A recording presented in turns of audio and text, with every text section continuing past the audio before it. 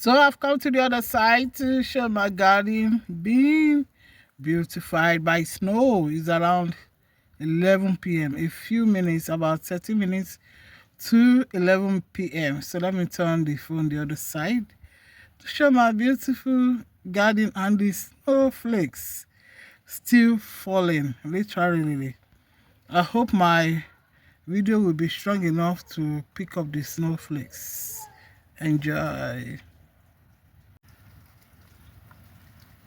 So there you go. Within a couple of minutes or even a few hours, the snow started falling again. So we had it before a few days ago, but it didn't stay long. And this one is coming again. And that's my garden being filled with snow. It's falling on my hand a bit, but you can't see it. It's like little rains. So I am on the Lord's side. It's late in the night. I will never give up. Oh, I will never give up. Oh, I am an overcomer. Even in the windowsill, you can see. Oh, I didn't even notice. See snow like ice. So we are living in like ice for our brethren in Nigeria. You see? Can you imagine how cold it is?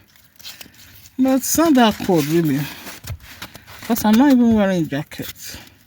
But I'm feeling the cold. That's snow turning to ice. You know? So the Holy Scriptures are truthful after all. Isaiah 1:19-20. Reading from 18 to 20. We may round up with that.